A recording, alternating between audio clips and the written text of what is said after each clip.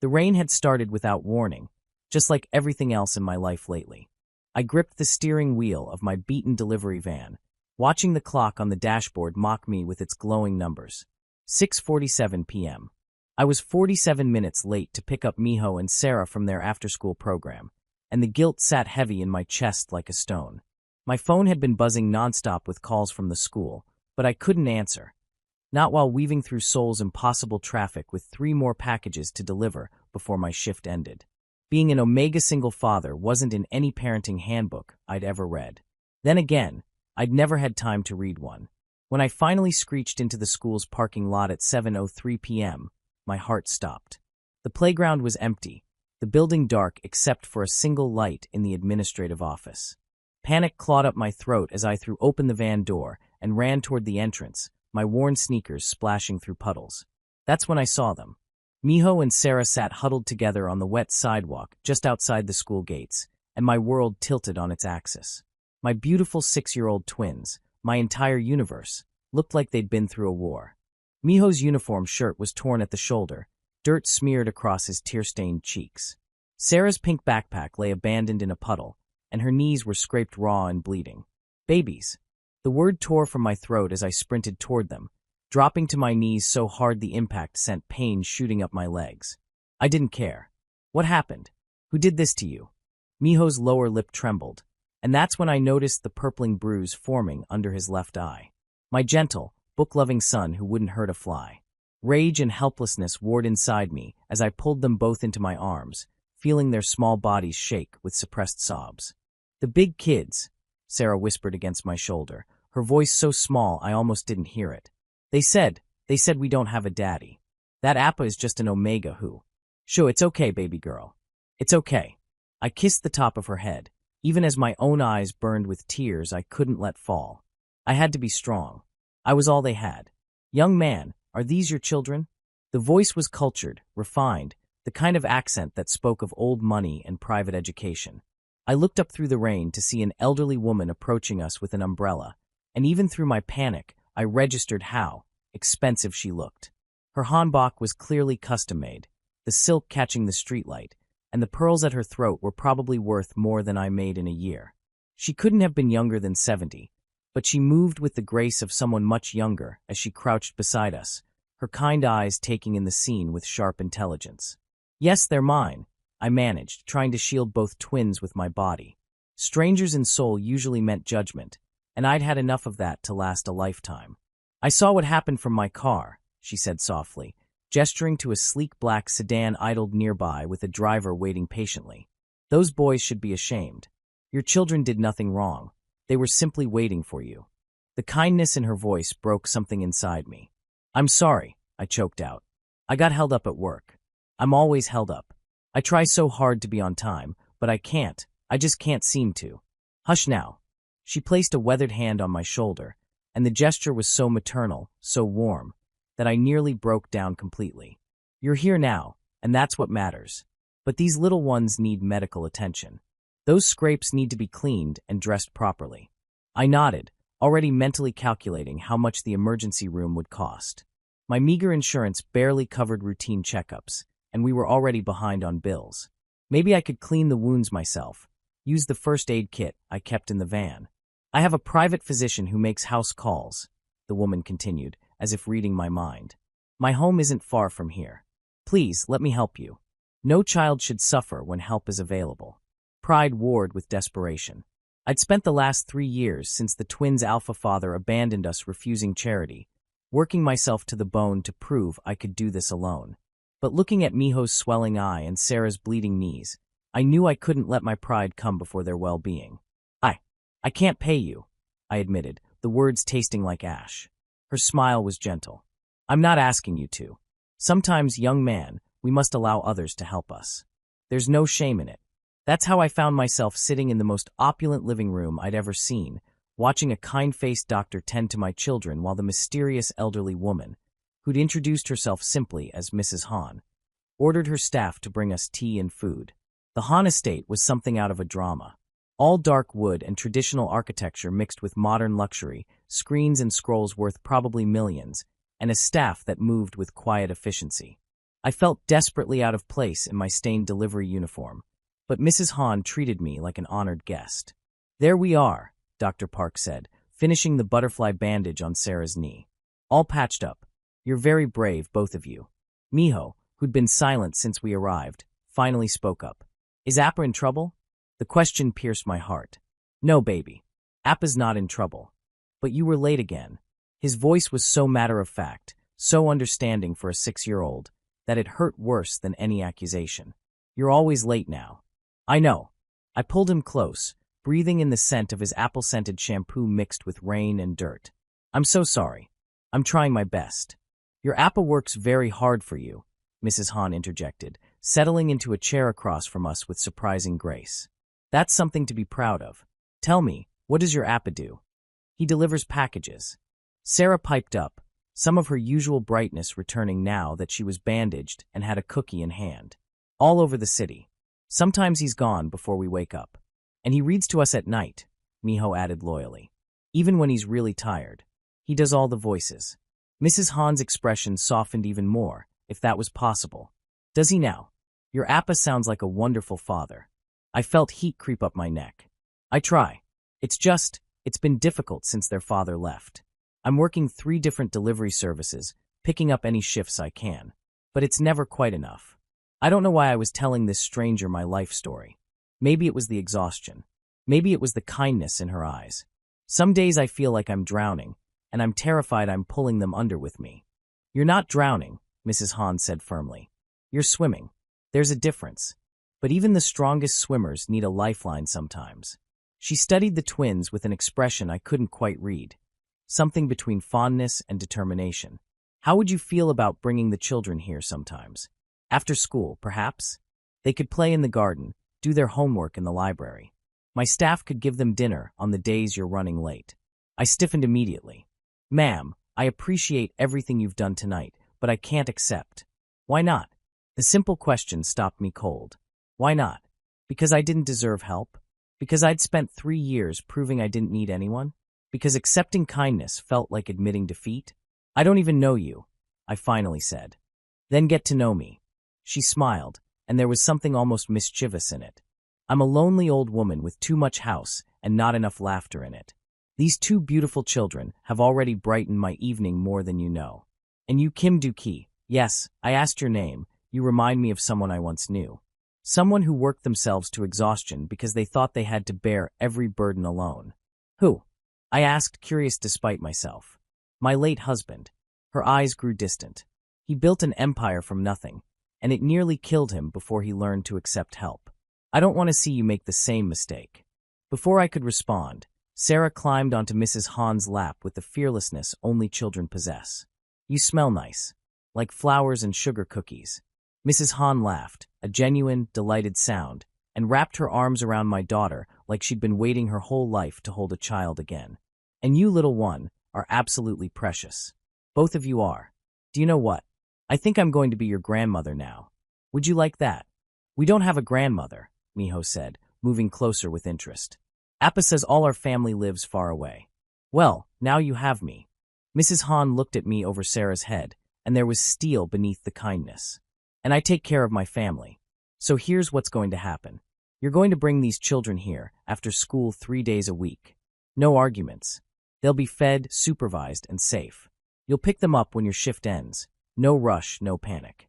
In exchange, you'll join us for dinner on Sundays." "Ma'am, it's already decided." She waved a hand regally. "Oh, and I'm increasing the household food budget. Children need proper nutrition, and I suspect you're not eating properly either." I should have argued, should have maintained my independence. But looking at my twins, Sarah curled contentedly in this stranger's arms and Miho actually smiling, I found I couldn't. "Thank you," I whispered, the words barely audible. "I don't know how to repay you. You already have." Mrs. Han kissed the top of Sarah's head. "Now, let's get you all home. My driver will take you.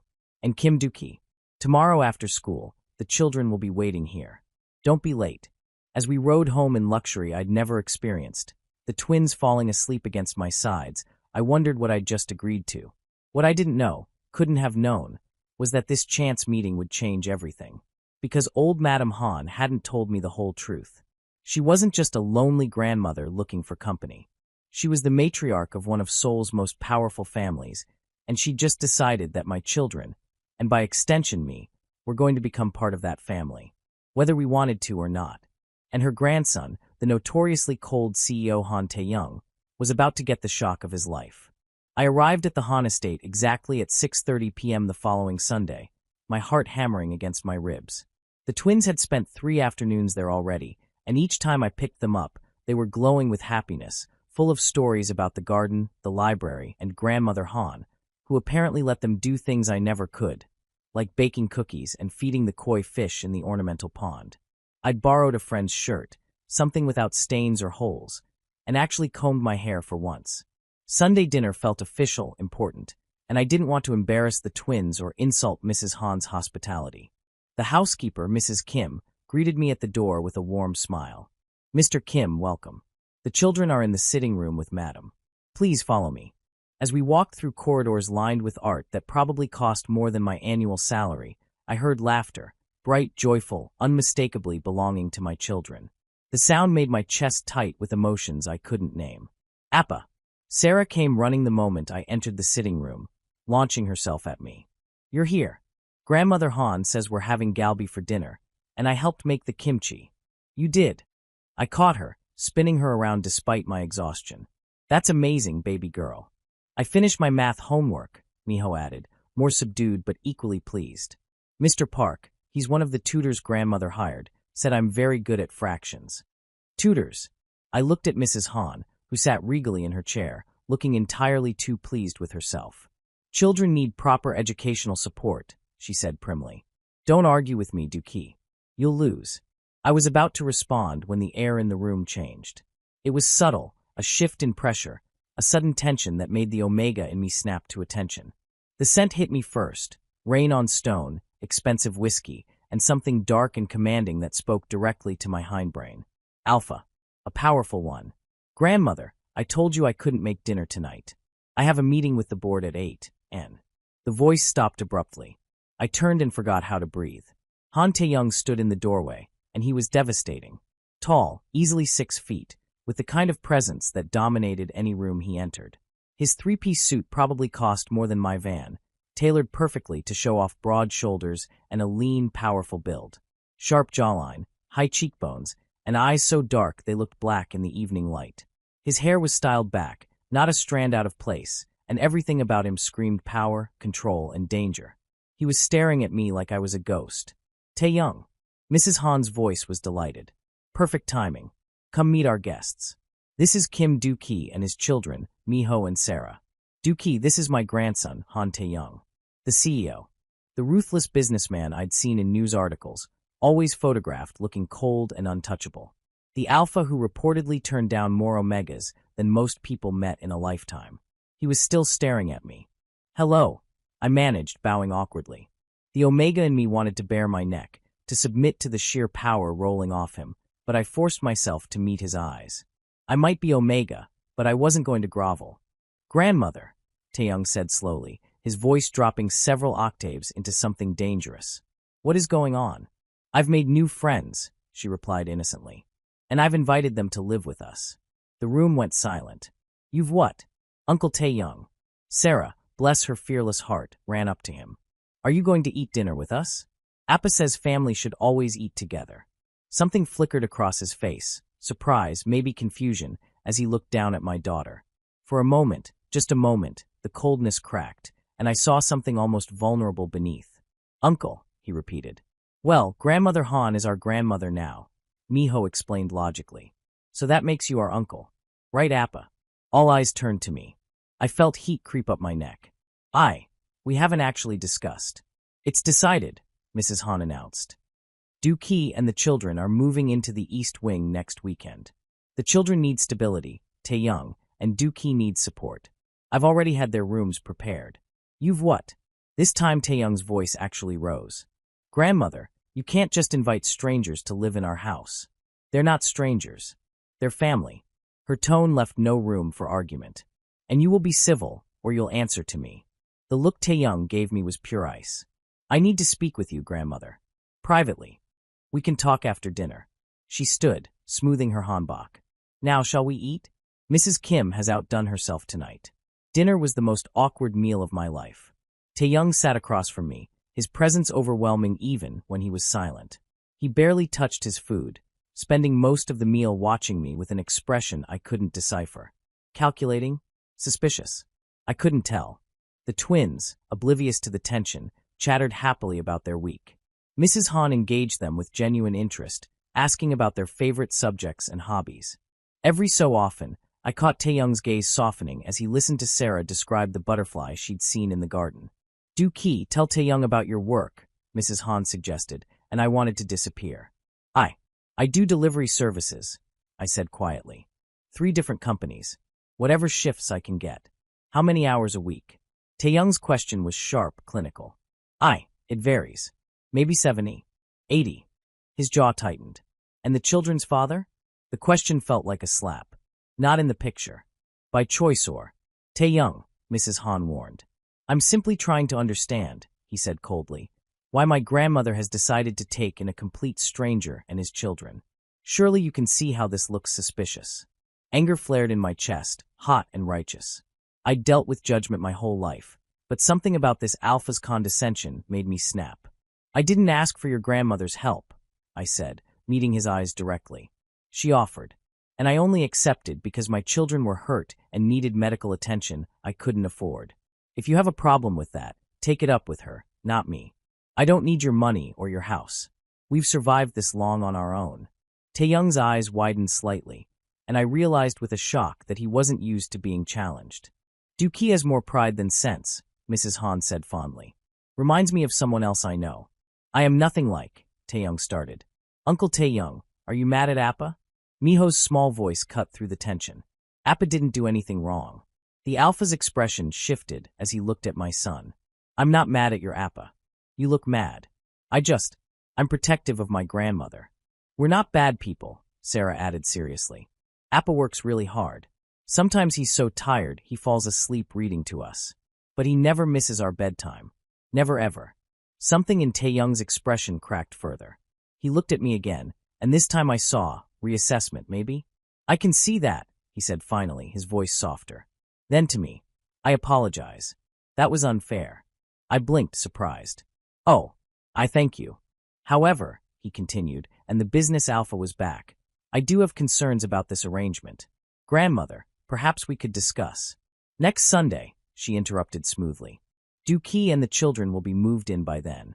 You'll have plenty of time to adjust." Taeyong looked like he wanted to argue, but one glance at his grandmother's determined face made him subside. "Fine, but I want a background check." "Already done," Mrs. Han said cheerfully. "Clean record. Exemplary work history. Excellent credit, considering his circumstances. Really, Taeyong, I'm not a fool." He pinched the bridge of his nose. "I never said you were." After dinner, as Mrs. Han's driver prepared to take us home, Taeyong appeared at the door. "Kim Do-ki." A word. My stomach clenched, but I nodded, sending the twins ahead to the car. We stood in the foyer, and I was acutely aware of how he towered over me, how his scent wrapped around my senses like silk and steel. "I meant what I said," he began. "My apology. I was unnecessarily harsh. It's fine. I understand protecting your family. Do you?" His eyes searched mine. "Because from where I'm standing, you're a stranger who's managed to charm my grandmother in less than a week. That makes me suspicious." "I didn't charm anyone," I shot back. "Your grandmother helped my children when they were hurt. I agreed to her offer because refusing would have been selfish. That's all." "Is it?" He stepped closer, and I fought the urge to step back. "Because my grandmother has been trying to set me up with suitable omegas for 5 years, and suddenly she brings home a beautiful single father with 2 adorable children. Forgive me if I see a pattern. Beautiful." He'd called me beautiful. My face heated. "I have no interest in being set up with anyone. I have enough problems without adding an alpha to the mix." "Good." But he didn't move back. "Because I have no interest in a relationship. With anyone." "Also good." I managed, even as my omega biology screamed at me to submit to this powerful alpha. "Then we have an understanding." "Do we?" His voice dropped, became intimate. "Tell me, Do-ki, why do I feel like my entire life is about to be turned upside down?" I couldn't answer. Couldn't breathe. Couldn't think past the way he was looking at me, like I was a puzzle he desperately wanted to solve. Appa, Sarah called from the car. We're waiting. The spell broke. Taeyoung stepped back, his professional mask sliding back into place. Next Sunday, then. Next Sunday, I echoed. As the car pulled away, I looked back to see him still standing in the doorway, watching us leave. And I knew, with absolute certainty, that everything was about to change. I just didn't know how much. Moving day arrived with typical chaos. My entire life fit into 15 boxes and 3 suitcases, which was both liberating and depressing. The twins were electric with excitement, running through the east wing of the Han estate like they'd been given access to a theme park. Appa, look, I have my own bathroom. Sarah's squeal echoed down the hallway. Mine has a reading nook. Miho was no less thrilled. With a window seat and everything. My room was ridiculous. Easily 3 times the size of our old apartment, with a king-sized bed, an en-suite bathroom with a tub I could actually fit in, and a view of the garden that made my chest ache with its beauty. I stood at the window, trying to process how drastically my life had changed in 2 weeks. It's overwhelming, isn't it? I spun around to find Taeyoung leaning against my doorframe, and my heart did an annoying little flip.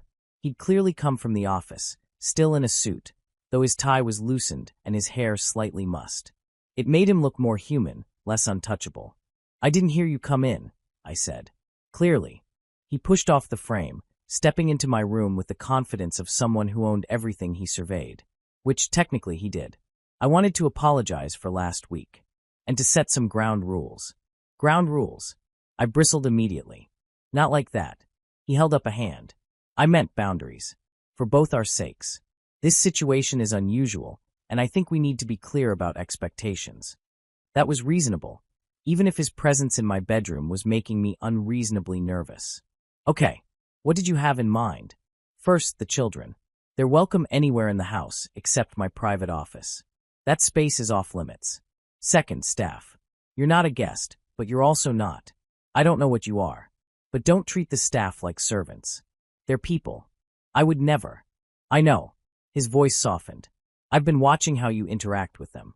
You apologize every time someone does something for you. It's refreshing. The compliment surprised me. Oh, thank you. Third. He paused, and something in his expression shifted. My rut cycle. I have a dedicated suite on the other side of the estate. When I'm in rut, I'm not to be disturbed under any circumstances. I have arrangements for that. Arrangements. Right. Omega partners for his rut. The thought made something ugly twist in my stomach, which was ridiculous. I had no claim on this alpha. Understood, I managed. And your heat? The question was clinical, but I saw the way his pupils dilated slightly, the way his nostrils flared. Do you have suppressants? A plan. I've been on long-term suppressants since the twins were born, I admitted. I haven't had a heat in 3 years. His jaw tightened. That's not healthy. Neither is having a heat with 2 small children to care for and no partner to help manage it. The words came out sharper than I intended. I do what I have to do. That changes now. His voice was firm, commanding. You'll see Dr. Park this week. We'll figure out a safe way to either manage your heats properly or adjust your suppressant regimen. No arguments. You can't just. Yes, I can. You're under my roof now, which means your health is my responsibility. The possessiveness in his tone made my omega purr, which was mortifying. I'm not yours to take responsibility for. Aren't you? He stepped closer, and I could feel his warmth, smell his intoxicating scent. My grandmother has claimed you and your children as family. That makes you mine to protect, whether you like it or not. We stood there, inches apart, and I swore I could feel electricity arcing between us. His eyes dropped to my lips, then lower, to where my pulse hammered in my throat. Uncle Taeyoung. Appa, come see my room. Sarah's voice shattered the moment. Taeyoung stepped back quickly, adjusting his tie. Of course. Let's go see. The next 3 weeks fell into a routine that felt almost normal. The twins thrived, their happiness evident in everything from better grades to easier bedtimes. Mrs. Han doted on them shamelessly, and even the staff had fallen in love with their chatter and energy. And Taeyoung. Taeyoung was a constant, confusing presence. He worked impossible hours, often coming home after the twins were in bed, but he always stopped by their rooms to check on them. I'd find him sometimes, standing in their doorway, watching them sleep with an expression that made my heart twist. He was also there for breakfast now. Every morning, sitting at the table in his perfect suits, reading the news on his tablet, while Sarah told him rambling stories about her dreams, and Miho shyly asked him about business. "Do you really have 100 employees?" Miho asked one morning. 3,000, Taeyoung corrected absently. "Across all our subsidiaries." "Wow." My son's eyes were huge. "That's a lot of people to be responsible for." Something flickered across Taeyoung's face. "It is. That's why I have to work so hard, to make sure they all have jobs, that their families are taken care of. Like how Appa worked hard to take care of us," Sarah said matter-of-factly. "Before we moved here." Taeyoung's eyes met mine across the table. "Yes, like that." I looked away, uncomfortable with the intensity of his gaze, the way it made me feel seen in a way I hadn't experienced in years. That evening, I was in the library, a gorgeous 2-story room filled with more books than I could read in a lifetime, when Taeyoung found me. "You like reading," he observed, settling into the chair across from mine. "When I have time." I closed the book I'd been browsing. Though I feel guilty. I should be looking for a new job, not lazing around. Lazing around? He raised an eyebrow. "You spent 4 hours today helping Mrs. Kim reorganize the kitchen, taught Sarah how to make paper cranes, and helped Miho with his science project. That's hardly lazy. You've been watching me?" The thought made my skin prickle. I noticed things. He leaned forward, elbows on his knees. "Dookie, can I ask you something personal?" "I suppose." The twins' father. "What happened?" I stiffened. "That's very personal." "I know. You don't have to answer. But maybe I wanted to. Maybe I was tired of carrying this story alone. He was an alpha I met in college. Charming, attentive, everything I thought I wanted. When I got pregnant, he seemed happy. Excited, even. But when the twins were born, I swallowed hard. He took one look at them and said he couldn't do it, that he wasn't ready to be a father. He signed away his rights and left. I haven't seen him since." Taeyoung's expression had gone cold, dangerous. He abandoned his own children. He made his choice. I made mine. To do it alone. To work yourself to death, rather than ask for help. I didn't have anyone to ask. The words burst out of me. My family disowned me for having children out of wedlock. His family wanted nothing to do with us. I had no one, Taeyoung. So yes, I worked myself to death, because the alternative was failing my children. And I would rather die than fail them. The silence that followed was heavy. Then Taeyoung stood, crossed to my chair, and did something that shocked me to my core. He knelt in front of me, bringing us eye level, and took my hands in his. "You didn't fail them," he said softly. "Look at them, Dookie. They're happy, healthy, intelligent children who clearly adore you. You did that. Alone. That's not failure, that's a miracle." Tears burned my eyes. They deserved better than what I could give them. They deserved you. And now they have you, plus everything else. You gave them that too, by accepting my grandmother's help. Why are you being so nice to me? I whispered. You made it clear you didn't want us here. I was wrong. His thumbs traced circles on my hands, sending shivers up my arms. I don't know what I thought, that you were using my grandmother, maybe. But watching you these past weeks, seeing how you are with your children, with the staff, with everyone, you're genuine, kind, strong in ways I've never had to be. Taeyoung, I'm also attracted to you. The admission was blunt, honest. Extremely attracted to you. And that terrifies me, because I don't do relationships. I don't do feelings. I have my work, my responsibilities, and that's enough. My heart was racing. Then why tell me? Because you deserve honesty. He released my hands, standing. And because I'm trying very hard to be honorable about this. But being around you, smelling your scent, watching you smile at my grandmother or play with your children, it's becoming impossible to ignore. What do you want from me? I asked, my voice barely audible. He looked at me with eyes full of heat and conflict. Everything. Nothing. I don't know. He ran a hand through his hair, destroying its perfect style. I should go. I have an early meeting. Taeyoung, wait. Good night, Dookie. He left me sitting there, trembling, my omega instincts screaming at me to follow him, to offer myself, to do whatever it took to keep his attention. But I stayed in my chair, hands shaking, and tried to remember all the reasons why falling for Han Taeyoung would be a terrible idea. I couldn't think of a single one that mattered. It happened on a Thursday night. I'd put the twins to bed early, they'd had a field trip and were exhausted. and wandered down to the kitchen for tea. The house was quiet, most of the staff having retired for the evening. I liked these moments, when I could pretend this was my home, my life, instead of a temporary haven that could disappear at any moment. I was steeping chamomile when I felt it, that electric awareness that meant Taeyong was near. Sure enough, he appeared in the kitchen doorway moments later, still in his work clothes, but looking uncharacteristically disheveled. "Can't sleep?" I asked. "Never can." He moved to the counter, standing close enough that I could feel his body heat. "My mind won't shut off. Have you tried meditation? Or, Dookie?" He turned to face me fully, and the look in his eyes made my breath catch. "I need to tell you something." "Okay. I went into your old neighborhood today. Saw your apartment building. Talked to your former landlord." Embarrassment flooded me. "Why would you do that?" "Because I needed to understand. Needed to see what you escaped from." His voice was rough. "Dookie, that place was..." The walls were moldy. The wiring was exposed. The landlord bragged about how he got you to work off part of your rent by doing repairs. "I had to," I said quietly. "Money was tight, and you were living in squalor. You and those beautiful children, in a place that wasn't safe, wasn't healthy." He stepped closer, his scent overwhelming. "And you never complained.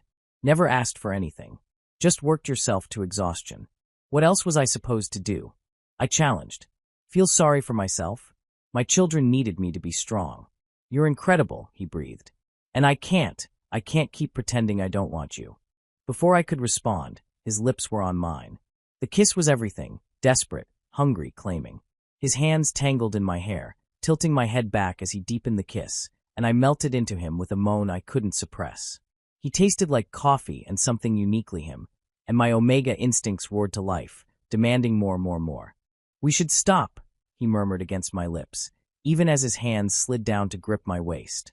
"This is a bad idea." "Terrible idea," I agreed, pulling him closer. "My grandmother will be insufferable. Absolutely insufferable. I don't do relationships, Dookie. I don't know how." I pulled back enough to meet his eyes. "Then don't. Just be with me. Tonight. No promises, no expectations." Something raw and vulnerable flashed across his face. "You deserve promises. Expectations. Everything. Maybe. But right now, I just want you." That broke his restraint. He lifted me onto the counter, stepping between my legs, and claimed my mouth again. His hands were everywhere, my hair, my face, sliding under my shirt to trace the curve of my spine.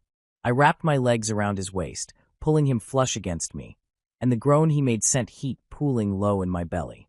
"My room," he managed. "Now." Somehow we made it there, stumbling through hallways, stealing kisses, hands roaming. His suite was as impressive as expected.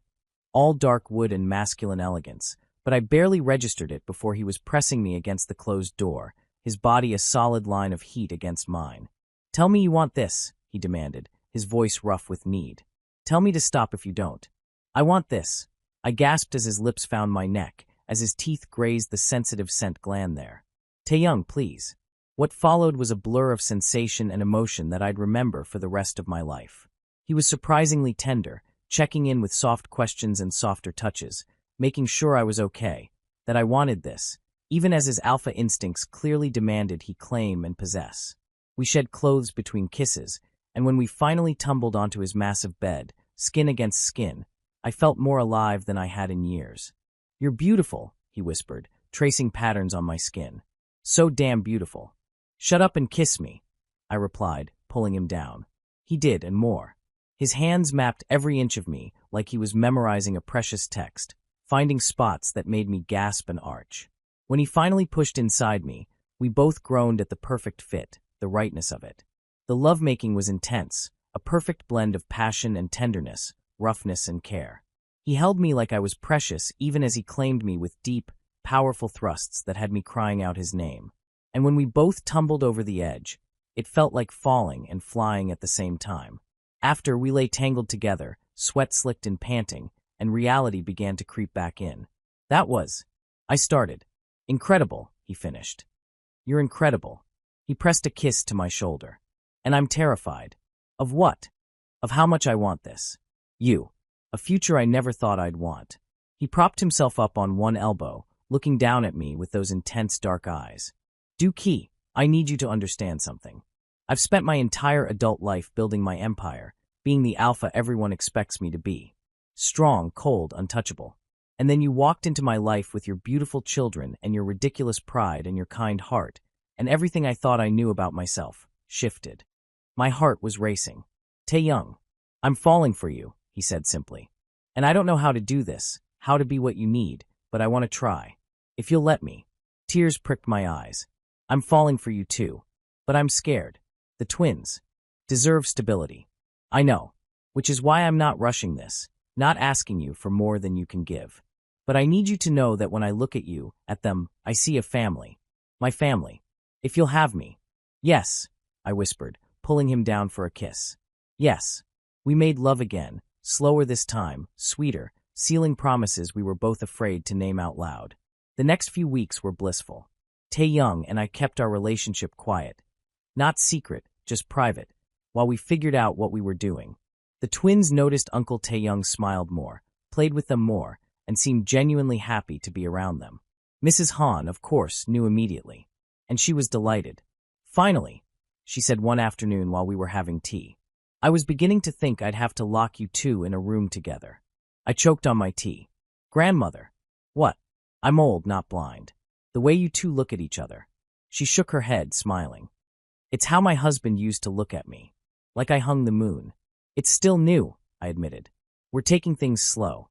Good. Though not too slow. I want great-grandchildren before I die. You already have great-grandchildren. I want more. She laughed at my expression. Oh, relax. I'm teasing. Mostly. But our happiness was fragile, built on foundations we hadn't fully examined. And when Kwon Jiam arrived, everything began to crumble. I was in the garden with the twins when I heard an unfamiliar voice calling for Taeyoung. The scent hit me before I saw him, omega, sweet and expensive, with notes of jasmine and vanilla. Everything about him screamed sophistication, from his designer clothes to his perfectly styled hair.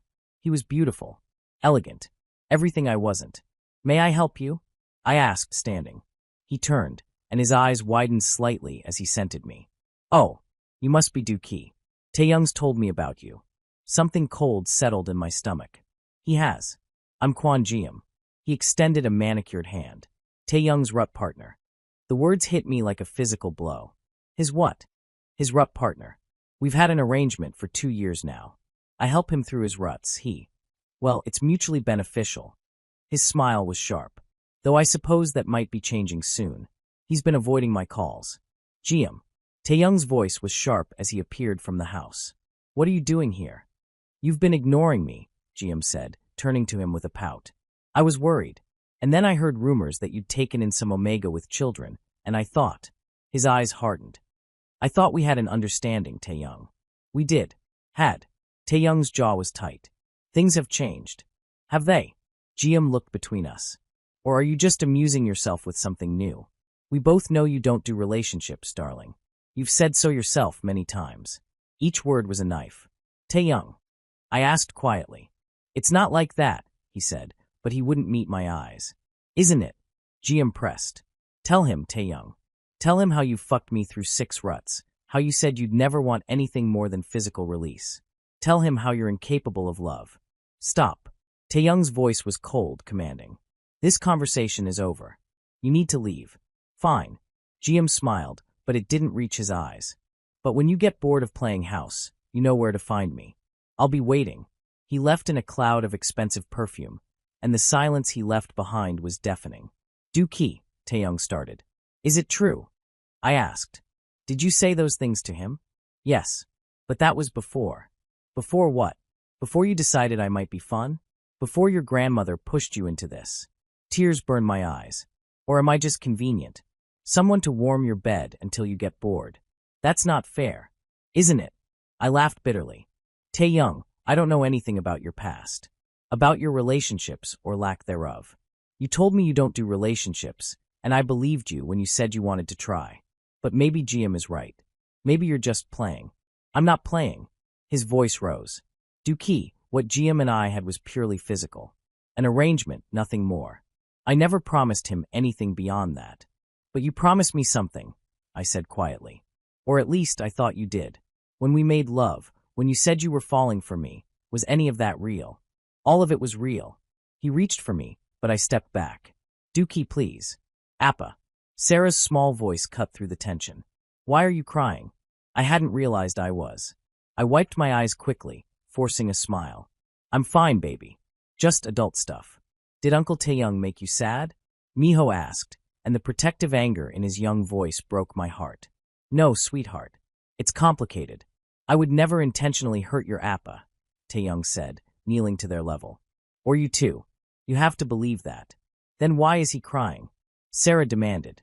Taeyong looked at me helplessly, and I saw real anguish in his eyes. But I couldn't comfort him, not when I was drowning myself. I need some time, I said. To think. Please. Dookie. Please. He nodded slowly, standing. Okay. Take all the time you need. But we will talk about this. We will fix this. I watched him walk away and wondered if some things were too broken to fix. I didn't sleep that night. Or the next. I moved through the following days like a ghost, taking care of the twins, helping around the house, avoiding Taeyong completely. Mrs. Han noticed, of course. Sit, she commanded one afternoon, pointing to the chair across from her in the sitting room. We need to talk. Grandmother, I don't. Sit. I sat. She studied me for a long moment, then sighed. My grandson is an idiot. Despite everything, I almost smiled. He's not. Yes, he is. He's brilliant in business, useless in matters of the heart. Always has been. She poured tea for us both. Do you know why? No. Because he's afraid. His parents died when he was 15, car accident, sudden and brutal. One day he had a family. The next he was alone except for me. He closed himself off after that, buried himself in work and responsibility. He decided that loving someone meant risking that kind of pain again, so he simply didn't. My heart ached. I didn't know. Of course you didn't. He doesn't talk about it. But then you came along, with your children and your strength and your beautiful heart, and you terrified him. Because for the first time in 15 years, he wanted something more than work.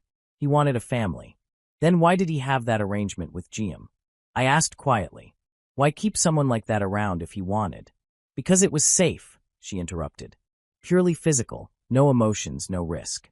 GM knew the rules and accepted them. Or so Taeyong thought. But GM wants more now. GM always wanted more. He just hit it better. She leaned forward. Dookie, my grandson loves you. He's terrible at showing it, and he'll probably mess up 100 more times, but I've known that boy his entire life. I've never seen him look at anyone the way he looks at you. Love isn't enough, I whispered. Not if he can't trust it. Can't trust me. Then help him learn. Her voice was gentle but firm. You've spent 3 years doing everything alone, convinced you couldn't rely on anyone. He spent 15 years the same way. You're both stubborn, proud, and convinced you don't deserve happiness. Well, I'm here to tell you that's nonsense. You deserve each other. And those children deserve to see what real love looks like.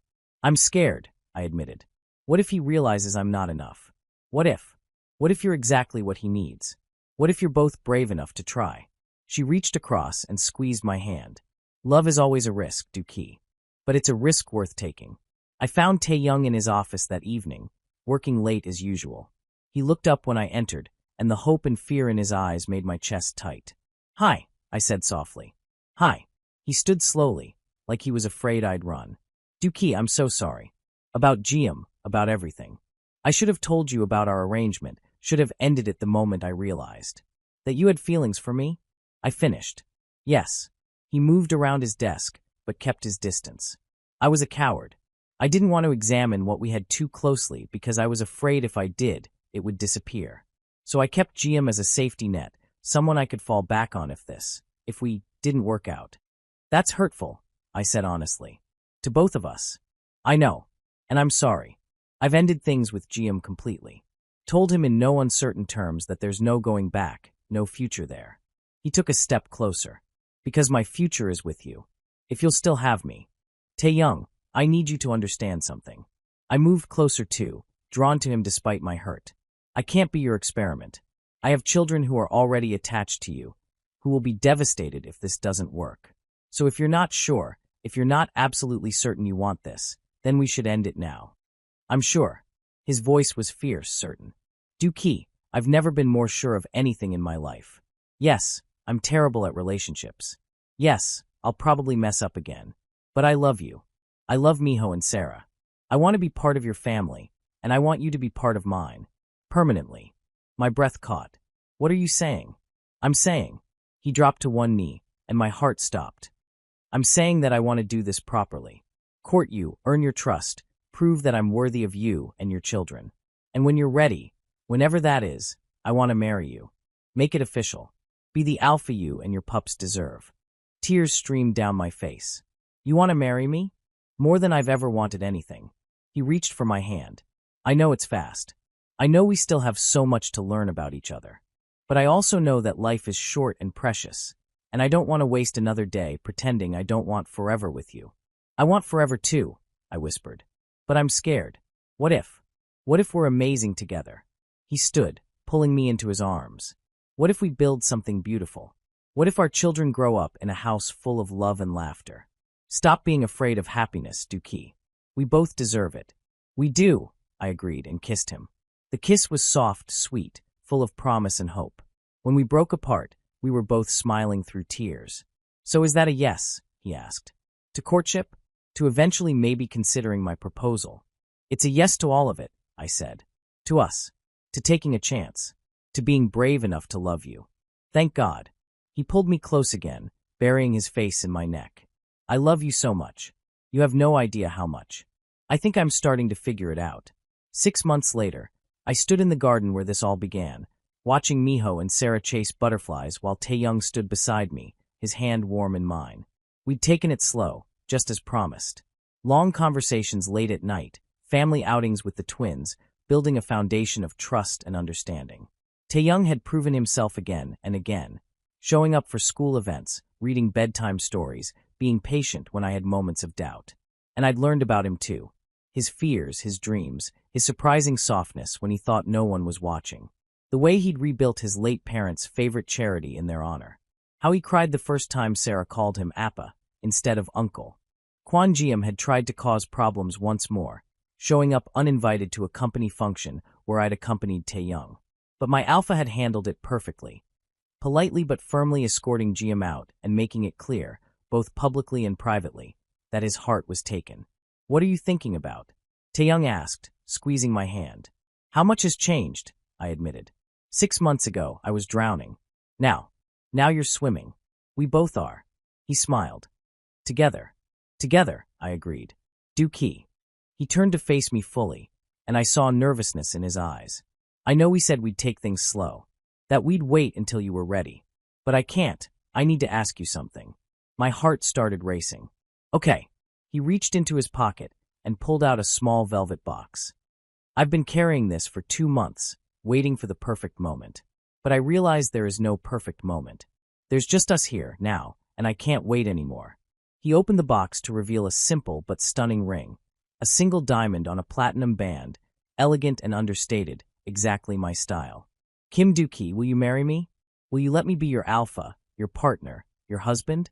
Will you let me help raise those incredible children and maybe, someday, give them siblings? Will you build a life with me? Through tears, I laughed. Yes. Yes to all of it. He slipped the ring on my finger, and it fit perfectly. Just like us. Appa. Uncle Taeyoung. Sarah came running over, Miho close behind. Why are you crying?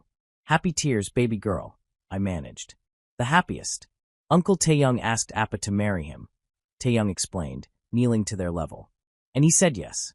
Which means, I get to be your Appa too. If you'll have me. Really? Miho's eyes were huge.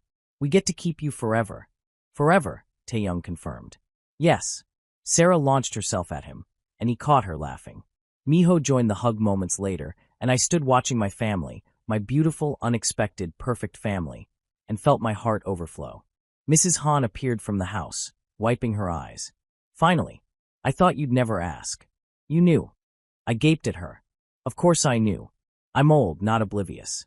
She shooed us all inside. Now come. We need to plan a wedding, and I have very specific ideas about flowers. As we headed toward the house, Taeyoung pulled me close and whispered in my ear. Thank you. For what? For being brave enough to accept help that day. For giving me a chance. For loving me despite my flaws. For everything. Thank you for seeing me, I replied. For seeing all of us. For loving us. Always, he promised. for the rest of our lives. And he kept that promise. Through the wedding 6 months later, through the birth of our daughter 2 years after that, through every challenge and joy that followed. We built a life together, messy, imperfect, but filled with so much love it sometimes hurt to breathe. I never delivered another package.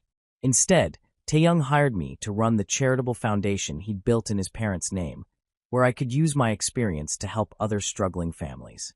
The twins thrived, grew, and eventually welcomed their baby sister with the same fierce love they'd always shown each other.